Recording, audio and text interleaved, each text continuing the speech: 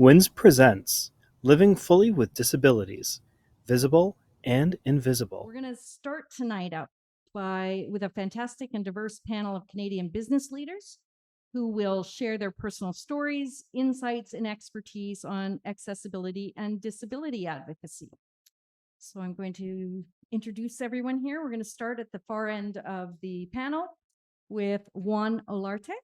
Juan is an accessibility veteran with more than 20 years experience. Juan immigrated to Canada from Colombia in 1999. He identifies as legally blind and is deeply conscious of the challenges faced by individuals who live with a disability. Juan has a long storied career honing his expertise working as an accessibility specialist for, and there are a lot of organizations here, Bank of Montreal, Scotiabank, CIBC, Ryerson University, now known as TMU, Sheridan College, George Brown College, NTT Data Inc., the Ontario Ministry of Health and Long-Term Care, Ministry of Consumer Services, CNIB, and Deloitte Canada. A digital accessibility disruptor in his own right, Juan began creating and designing the framework for what he envisioned as a full-service and efficient accessibility solutions platform over 7 years ago. Today, he's the CEO, and digitally accessible technology team are continuously developing, iterating, and prototyping the company's digital tool. Juan also currently teaches accessibility website design at Sheridan College. Welcome, Juan. Thank you so much. Pleasure to be here. Okay, next I'd like to introduce Assad Mallick. Assad has had progressive human resources and total rewards experience over the past 15 years in a variety of industries, including high tech, telecommunications, pharmaceutical retail, financial services, entertainment, and total well-being. He has worked across Canada and has managed teams for well-known brands across the globe. Assad has also extensive volunteer experience and board roles with the David Suzuki Foundation, HR counsel for the not-for-profit sector, Oak Valley Health, and WINS. Currently, Assad is the VP and head of Global Total Rewards and HR operations at Telus Health.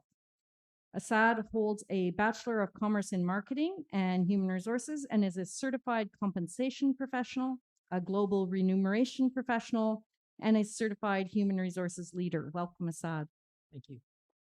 And finally, we are joined by my friend, Dean Delpeache. Dean is a diversity, inclusion, equity, and recruitment specialist who partners with executives and teams to create frameworks of equity within organizations that allow qualified talent to bring innovation to the workplace.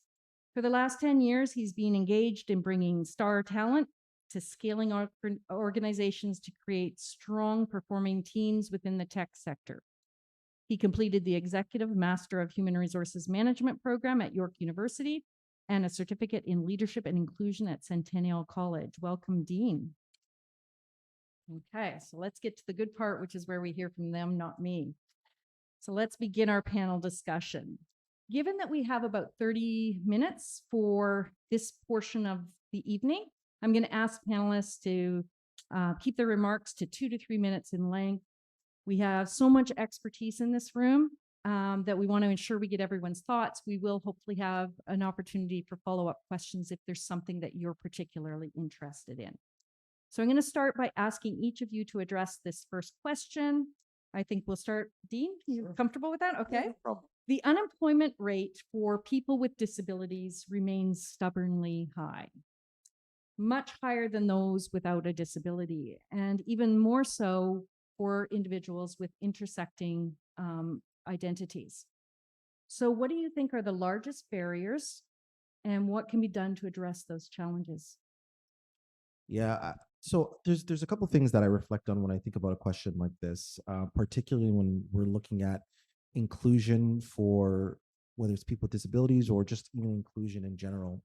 And I think, one of the biggest challenges is that companies, number one, don't have have not considered the infrastructure internally to support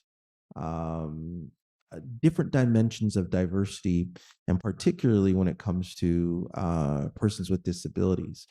So even today, you still have individuals in companies when someone asks for an accommodation, they say, well, that might be too much money, or I don't know if we can do that.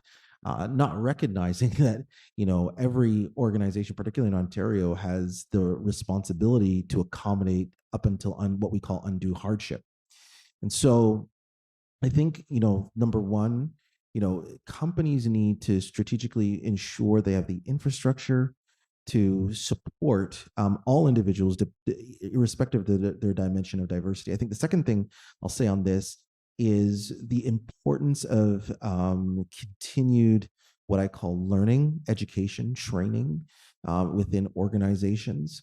Whether that's through, whether having a live speaker come in and train someone like Juan, sharing experiences and expertise, whether that's specific modules geared to ensure that individuals are informed on a regular cadence. Because I find what I've found in the realm of consulting is that individuals a lot of times are just ignorant. They just don't know what they don't know, and we need to be able to express that and make sure people understand. And the third thing I'll say, and then I'll pass it on to my colleagues, is something I think is extremely important. Probably one of the biggest foundations of inclusion is what I call inclusive leadership. People who are able to model the behavior, what it means to actually be inclusive, and ensuring that leaders throughout your organization are supportive of people irrespective of their dimension of diversity. And I think these can definitely be barriers. I think at the end of the day, we don't necessarily just want to see someone who might be in a wheelchair on your visual public website to make it seem like. We actually need real action, and I think that's kind of where it starts. So I'll hand it over. Perfect. First off, I wanted to thank everyone in attendance here. The individuals online, Lisa, thank you so much for moderating. Our gracious sponsors, City Hall, for having us here. Getting back to the question around our greatest or the biggest barrier, I think it's people. I think it's humans. This notion of the unconscious bias, stereotypes that individuals have, a stigma associated with individuals that have disabilities. That are they going to be as productive? Are they going to be able to contribute? And later tonight, you're going to hear from an individual, a very dynamic individual that's going to dispel that myth, going to turn it upside down on its head. An individual who's had very senior experience at one of the most iconic brands in Canada, that has been resilient and has helped navigate through the pandemic. So you'll hear a little bit more about that individual. But what we can do, I think, in our roles, first off, is how we look at onboarding individuals, how we look at recruitment activities, how we make it accessible, how do we embrace individuals from all walks of life. So that's what we can do at the front end. But then once we integrate individuals, what does that look like in terms of adapting, having accessible projects and initiatives where they can show up as their best self. And then lastly, how do we develop programs that will help support them? And not just the programs, but how do we deliver those programs to individuals? And I'll touch on some of those things a little bit later tonight. The other thing, if I were to add one more point, would be this notion of invisible disability. And I think that's something that we've just scratched the surface on. I think one of the organizations that I worked at during the pandemic, this notion of having groups of individuals that have similarities, whether it's they share a similar disability. It's almost, we referred to them as empathy circles, where individuals can congregate, share their stories, feel more comfortable, and raise some of that awareness. So these are some of the things that I think we can do. Great, thank you. Juan. Yeah, thank you so much. So I have to agree with both Dean and Assad in terms of what are some of the obstacles are going to be, when somebody's going to try to apply for a job, how accessible is that experience going to be? And I just want to stop here and make everybody reflect that many times companies try to do the right thing. Unfortunately, their vendors or people or companies that they're doing the procurement for specific applications to apply for jobs may not be accessible. So it could be like a checklist for them. And those are the kind of barriers that if they don't know, they are going to create more obstacles for people with disabilities. Once you get into a job, yes, workplace accommodation is going to be one of them. But also I want to make sure that people understand that self-disclosure in terms of accessibility or the kind of disabilities they have is a big one, because many times they may not disclose, while a company is going to fully embrace their disability and provide them with accommodations, but they could go 2, 3, even 6 months with a lot of problems not being able to perform well in their jobs because they didn't disclose. And at the end of the day, they're going to perhaps be let go. And that then you're not going to be disclosing, oh yeah, I had a disability, but at that point it's too late. So people really have to self-advocate and let people know, this is how I work, this is how I'm going to be able to complete my task, which may be different from how other people do it, but at the same time, I'm going to be able to perform. Thank you. So, I think we covered a lot there, and I think we'll delve a little bit deeper into some of these topics, whether it's the unconscious bias stigma piece, the inclusive leadership, which it's great. Assad, you mentioned we're going to hear from somebody who's dynamic and is a leader, and also, showing that the abilities that people have definitely are some of our processes. So it's great that you've touched on those.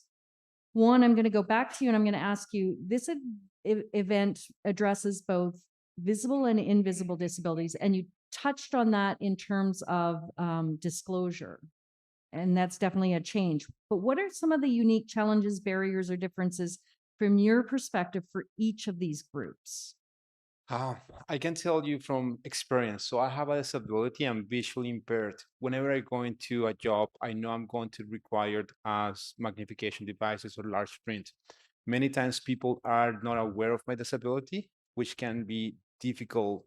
They may say, "Oh, you don't need any kind of accommodation. You don't have a cane, or you don't have a guide dog." Actually, I do. So it's actually fighting with that type of stigma in terms of being able to educate people in terms of different type of disabilities. And it could be that I doesn't look like I have a disability, but I actually need equal access to opportunities or maybe assistive technologies that are going to help me with that. In terms of the invisible disabilities, I used to work at Scotiabank doing workplace accommodation, and the biggest thing was people would require very simple assistive technology to maybe help them read, but they wouldn't advocate for themselves. And again, it will go into a long cycle where they were not able to perform well at their job. And everybody, whether it was going to be co-workers or managers, will be complaining about them, but without realizing, hey, this person has a disability, what can I do to help them? So I think that's going to be really important. Advocate and educate. So I'm going to just jump before we go to Dean. I just want to do a follow up with you, Juan. Mhm. So how do you personally challenge those stigmas and biases when you come across them yourself? Because I know that's a question I get from a lot of people with disabilities is like, how do I do that effectively? Honestly, it's going to be a lot of it is going to be education. So many times I used to be a designer and developer, and I remember going into interviews, people asking me, how can you actually design a website if you cannot see? I'm like, actually, I can see, I just see in a different way. So I will have to demonstrate what assistive technology was, how I can use it, and how I will be able to arrive to the same outcome that a person without disability will do it, but in a different way. So in reality, it's thinking out of the box and how can I deliver specific project with the results, but I just do it differently. And once they understood, so, okay, but a lot of times it's education and really taking the time to say, you know what, this is not personal. It's not attack on me or on my disability. They just don't know. So what can I do to teach them? I love that word, the education, and for both Dean and Assad, I'm going to throw that at you if you have suggestions as well, because I think it's something that when you have a disability, you're faced with that all the time. Dean, visible, invisible, unique challenges, barriers, or differences. Yeah. Again, thanks, Lisa. And Juan, I really appreciate that answer. This is personal for me because I actually have a diagnosed medical condition, and years ago I was in an unfortunate situation that caused me to be hospitalized for several days and basically a whole bunch of different things. And so now I have a diagnosed medical condition that I actually need accommodations for. And my accommodations, I mean, to Juan's point, I mean, you look at somebody, you don't know what's going on, but my accommodations actually required me to need more time. and more time to work on things, more time to deal with different things. And sometimes I need certain types of assistive technology to really support me and to help me. And I think the thing is there's this, if I'm being real, there's a stigma that if you can't see it, it's not real. And I think that is one of the reasons why I mentioned the importance of education, because a lot of times if someone doesn't see it, they think that they can demand whatever they want. And what ends up happening is, for someone who might have that invisible disability, they just feel uncomfortable, right? They don't feel at ease. They don't feel like they can share. They don't feel to open. And that comes back down to the simple word of, do I really belong here? Do I belong in this space? Do I intrinsically feel that way? And that's why I kind of go back to the thoughts of, when it comes down to it, like, leaders need to model that behavior of, listen, this is a space where it doesn't matter who you are, bring your authentic self, and we want you to share who you are. And if there's something that you need, we are here to support you. And so I think that really coming down to kind of breaking those challenges, and these are some of the things that people with invisible, disabilities might face, that we have to kind of, move forward beyond. So I'm going to do a follow-up with you as well. Of course, that's a great, and thank you for sharing that. That was powerful. How did you learn what you needed?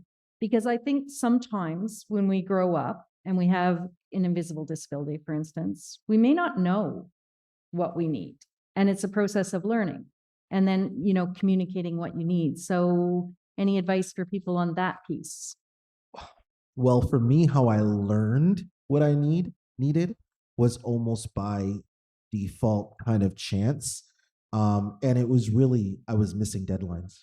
Okay. If I'm being honest with you, wasn't that I wasn't a hard worker, wasn't that I wasn't a strong performer, but there were certain deadlines that were happening and I started to miss them, and I was wondering what's going on. Like, why am I, what's happening? And then after I realized, hold on a minute, maybe it's because you actually just need more time. And so it was through that I've been able to communicate to clients or whoever I need, where they might need 2 weeks to do something. I might say, hey, I just need an extra week to solve this, etc. And that's kind of how, for me, I've been able to evolve around that.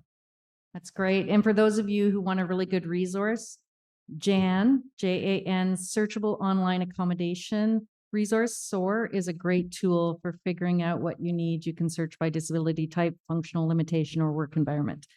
Okay, Assad, anything you want to add to that? No, I mean, I think both Dean and Juan touched on a lot of it. A lot of it is education. I mean, I heard from Dean also the power of storytelling and telling your stories. I'd say the other thing is, when you have an organization and you actually put it in the DNA and the culture of the organization, it translates throughout in everything you do, whether it's training, how you interact with customers, how you even do procurement contracts. One of the things that I've been noticing is, within procurement contracts, when you're asking for services or goods, they have that now embedded. What is your diversity and inclusivity strategy? They want to be affiliated with organizations that have that top of mind, that's ingrained in their DNA. So I think a combination of several factors that both Juan and Dean mentioned, as well as just the power of storytelling ingrained in your DNA, muscle memory in everything you do. So again, follow up, because we don't want to make this too easy for you guys. How do you ingrain something in a company's DNA? So I think a lot of it has to do with the individuals that you bring on. Disney has this interesting policy of how, they've got an interesting customer service culture. It's a consistent level. They look at consistency. So when they go through the recruitment process, they ensure that everyone has that DNA, or it just wouldn't work. So when you think of customer service as one lens, you add in the lens of diversity and inclusivity, and having that lens, if you embody that in your recruitment processes, and that's who you start looking for, individuals that embody that, the DNA, the values, the culture around diversity and inclusivity. I think it starts from the top when you bring people in. Great, thank you. Okay, we're going to stay with you, Assad. We're going to ask the next question. Small business owners and entrepreneurs can feel that limited resources may be an obstacle to their diversity and inclusion efforts. What advice would you give to businesses and leaders looking to make an impact? Yeah, that's an excellent question. I think there's lots of resources that you have, especially nowadays over the last 5 years.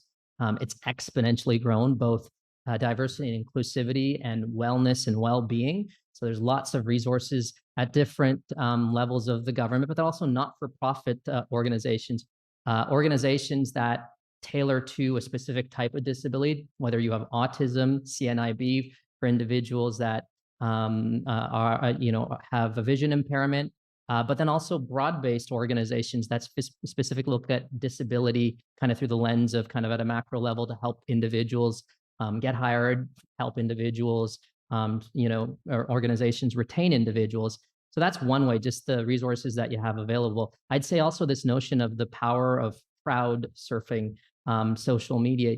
A lot of organizations have, especially big organizations, have now, ingrained diversity and inclusivity in their organization culture, in their people and culture or HR department. And so they've got, groups of individuals. And the one thing that unites, and I've seen this at different organizations, is the power of purpose. Individuals in those roles are purpose driven. And so leverage some of them. They're willing to help. Part of, you see many of us here, you can hear from Rehan later on, we didn't know each other from before. We came together because of that power of purpose from different organizations. We've worked with different organizations. So I think leverage some of those resources. Individuals are typically happy and excited to help advance the movement. Again, purpose-driven individuals. I'd also say have an open mind, when you're a small business owner. Don't find reasons of, why you wouldn't want to hire someone who has a disability, but what would it take to hire someone? Like, how can you change the way of work? How can you change the culture of the business that you have? And I mean, it makes good business sense because it resonates a lot with clients and customers nowadays.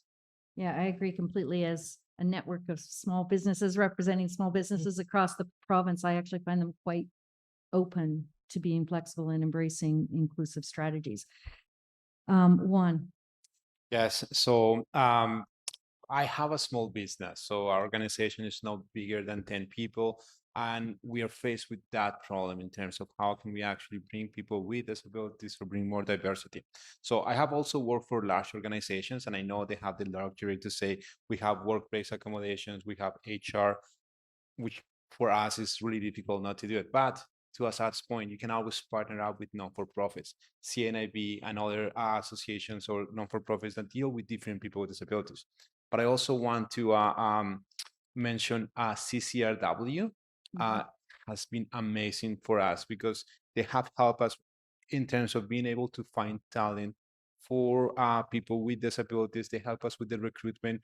Even they help us with the workplace accommodations. So many companies, small companies, don't realize that a lot of these non-for-profits, they are given a mandate by the government to help people with disabilities find jobs. And that also includes workplace accommodation. So if you have a small company and you think, oh, I'm not going to be able to hire people with disabilities because it's going to be expensive to get accommodation, guess what? You can actually do it. And the next thing is, how do you work with people with different disabilities? So having a startup, you're going to require people who may do different type of roles. So at the end of the day, once you have that interview with that person, understand what are some of the things that they're going to be able to do, some of the things that they're going to be able to do different, and maybe some of the things that they're not going to be able to do. But once you get to learn how they work, I can tell you there's no other resource that has given us such wonderful experiences and such quality work as people with disabilities. That's a great answer. And actually, for those of you that aren't familiar, CCRW is the Canadian Council for Rehabilitation and Work. They're an employment service provider.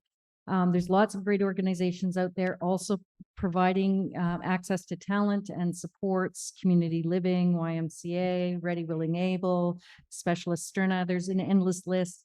Apologies to all these 78 employment service providers I work with and that I didn't mention. Dean, do you have anything else you want to mention?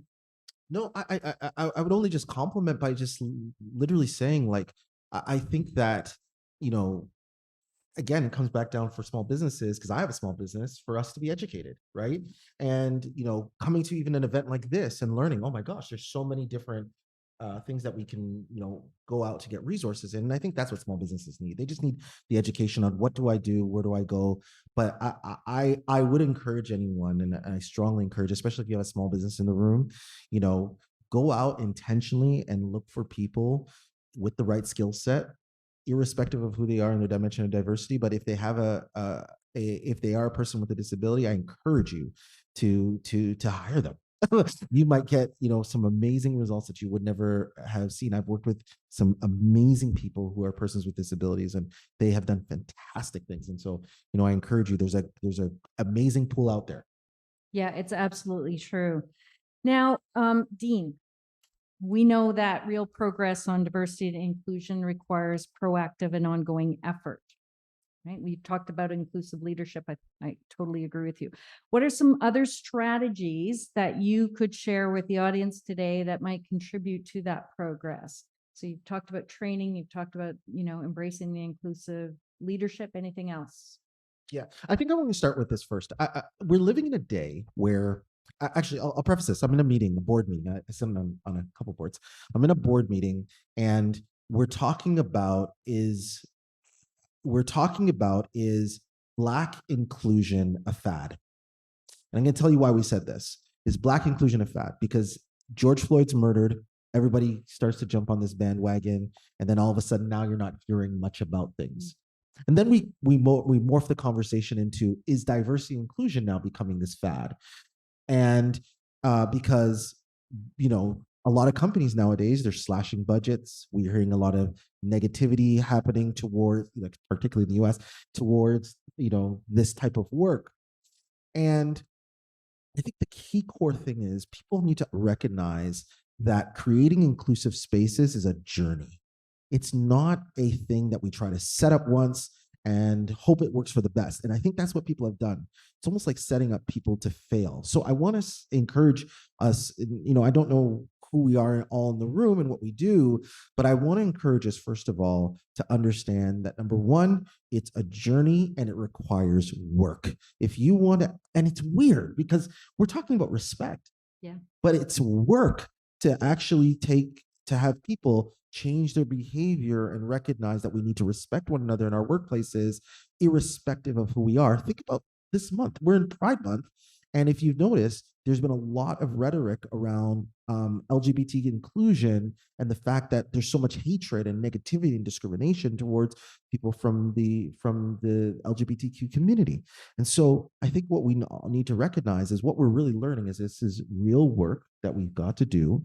And it starts with, and Assad mentioned it, integrating change in every aspect of your business. We're not just talking about hiring people. We're talking about how you develop careers. We're talking about succession planning. We're talking about who your suppliers are. We're talking about the real nitty-gritty work of getting things done. And then, as I continue to harp on, it's really about people understanding the importance of really being educated and actually modeling this behavior. At the end of the day, that's what we're all here to do. And so, probably have a lot more to say, but the reality is that it kind of really sticks into these things. This is not about a fad. This is not about a show. This is not about putting up LinkedIn posts that say, we stand against racism. No, this is about doing real work internally in our companies to make sure that when I sit amongst the table of people, that I feel like my words are heard, my ideas are heard, my thoughts are heard. I'm a part of the building of the organizations that I'm a part of. And I think that's really key. I love that you talked about this being a journey. And when I'm often talking with businesses, I talk about it being an iterative process. You're continuously improving, changing, modifying. Juan, I'm going to ask you to speak to this because we were speaking earlier about this whole idea of an inclusive design approach. Do you mind sharing a couple thoughts on that and how that might apply to the disability community? Well, yeah. So a lot of the times when especially for myself, when we talk about an inclusive design approach, it comes really to web accessibility or digital accessibility. And how can we actually create an inclusive design experience that is equally impactful, not only for somebody with a disability, but for everybody? So we try to go around or look at it from the perspective of different users, whether you have a disability or not. and how can you actually make an impact for them? Now, for me, one of the things, and one of the things we wanted to do when we founded our company was to create equal access to information for people with disabilities. But what we discovered in our journey is that equal access means equal access for everybody. And many times there are people who may not have a disability, but yet they may not be able to access technology just because they may not be as knowledgeable. So how can we actually make an impact for them? And many times accessibility, while invisible, it actually helps those people. So thinking of it from the inclusive design experience, it actually helps us. And I think it ties back in beautifully with what Dean was saying is we want to make everyone feel like there's a place at the table and you're heard. Okay, Assad, real progress on diversity and inclusion requires the proactive. So what are some strategies that you've embraced or you'd recommend? Sure. So I'd say progress needs more than just policies words in a policy statement or on a disclosure page. It really needs to look through the lens of programs that you have in place that reinforce the culture that you have and how you deliver those programs. I'll take a lens because my background is people and culture, human resources, whatever you want to call it, and I'll give you a few examples of what I try to do in the programs that we oversee. So for medium to large size organizations that have year-end programs that award salary increases and merit programs and bonus programs, one of the things that we try to look at is as we go through some of those programs through our HRIS system and our human resource information system is, are there any biases that we see? And a lot of that, and Juan touched on it earlier on, it's self-identification. You have the ability in these systems to self-identify. And what organizations try to use that for is to help understand, are there any biases that creep in the programs that we run? Have we found that the average salary increase for individuals with a disability is less than the median of everyone else, or higher or lower? Same thing for gender. So we try to run through that. So I encourage everyone, if you work for organizations, that's what we use that data for, and it helps us because then we can challenge those unconscious biases and the discussion, the narrative that we have with the leadership team. That's one lens on the compensation program. Then things such as benefits programs, even if you think about how an organization manages its benefits programs, if you have a traditional benefits plan, which is a one size fits all, or if you have a flex benefits plan. Now, a lot of people don't know this, but the benefit of having a flexible plan that has, for example, a health spending account is that if you are an individual that has that benefit, if you have dependents that have that are under that benefit, under a health spending account, the Canada CRA has a tax shelter under that provision. So it allows for a lot of allowances. A good example is if you've got celiac disease, a gluten intolerance, if you want to buy bread that is more expensive than regular bread, you put that through a health spending account, tax shelter dollars. Bringing it back to our discussion about accessibility and disability, most benefits plans, cover prescription drugs and things like that. But yeah, health spending account is great because if you want to retrofit your driveway to have a ramp, you can do that, and that's tax shelter dollars. Again, being smart about how you bring to life your benefits plans. And also, if you think through the lens of how you deliver those plans, and I'll use Telus Health as a good example, we have something called Telus Health Virtual Pharmacy. Now, there are several benefits of it: lower dispensing fees, cheaper drugs. But if you think through the lens of someone who has a disability, it gets dropped off at your door, right? Within 1 to 3 business days. Think about the independence that gives someone, right? They don't have to have a helper or someone go and pick that up. So again, thinking through the lens of how you deliver those programs as well. So just some strategies from an HR perspective, I would say. I actually love both of those. And I want to point out that really what you're talking about is measurement in the first point that you made. We measure what we value. So we need a starting point. How do we make that journey and improve on that journey that Dean mentioned? And the second is the flexibility. So thank you for pointing that out. Okay, we're going to start with Dean. Last question before we move on to our keynote speaker. Since we're almost out of time, in 1 or 2 minutes, what is the main message that you would like the audience to take away with them today? Yeah, I'm going to start with something that Assad said, which is thank you. I think that's number one. That's my first message I want to say. Thank you for being here. I'm going to tell you why. Because if you weren't in this space or if you weren't online, you wouldn't hear, right, some of the challenges that happen in organizations and what you can do to help be a part of solving them. So I want to say thank you, number one. I think the second thing I'll just say real quick is that one of the things we can really do is all of us step up and become allies and advocates, particularly in support of persons with disabilities, whether visible and invisible, whether in our workspaces, society. Let's all strive to really support and be better. And I'll tell you why. Because a lot of us, when we were born, to about 5 years old, we developed these unconscious biases. You saw someone in the playground that might have had a disability, and you said, maybe I shouldn't play with them because they can't play as effectively as this other group can play. The reality is that it doesn't matter who you are, we all deserve to be a part of a space together. And I want to encourage us to all be advocates and allies together for persons with disabilities, invisible or visible. Thank you. So Assad. some of what Dean touched on, really have an open mind, just around kind of embracing, how to change the narrative of the discussion. And then also think through the lens of unconscious bias, as Dean mentioned earlier, around how to be aware of your own unconscious bias and your organization's unconscious bias, and how do you develop programs, and how do you deliver those programs in a way that's accessible for everyone. Right. Thanks. So for me, it's going to be education and self-awareness. Education for people with or without disabilities to understand what needs to be done, or what are job workplace accommodations, or what different type of disabilities required. And self-awareness, me having a disability, I need to understand how I'm going to interact with the world, with people, what I'm able and I'm not able to do. So it's super important for me to be able to understand what I can do and not blame others if something happens. Maybe I didn't get the job, and I want to make sure people don't complain or don't blame, oh, it was because of this person or something like that. Just maybe make sure that you're educated, and if you're not able to go through a specific application online, provide feedback. Again, that's education as well. Great. Thank you all. And now we're going to take some questions. So for those of you in the audience, if you have a question, we're going to be going to you, but I believe we have a question on Zoom. Mohit, would you like to share that?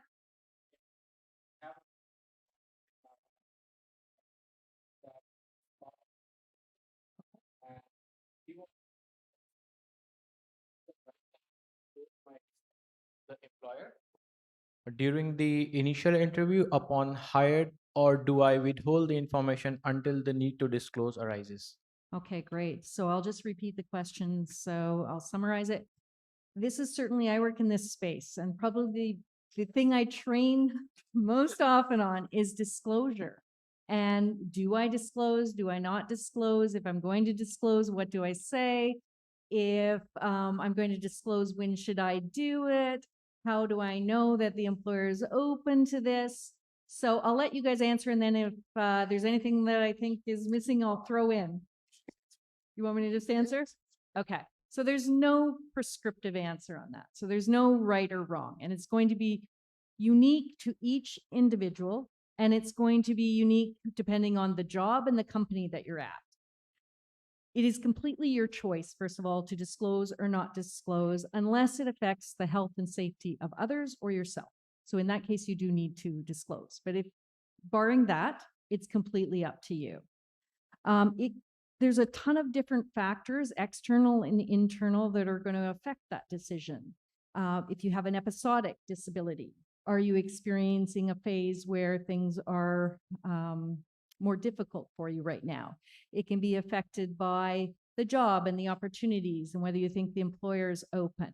Rule of thumb for me, as a person with a disability, and I can mask or conceal, those are not meant to be pejorative, they're just actually something that I can do. I tend to disclose upon job offer. And the reason is I want those accommodations in place the day I start. Juan mentioned this earlier. I don't think you want to wait and have somebody go first week, Lisa's not competent, versus Lisa needs something change in the work environment to excel.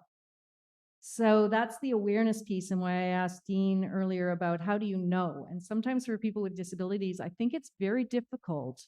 I didn't realize I needed noise canceling headsets and timeouts until I worked in an open concept environment. And I didn't do that till my 50s. And I walked in and it was like, this is the worst experience of my life. I hate this place.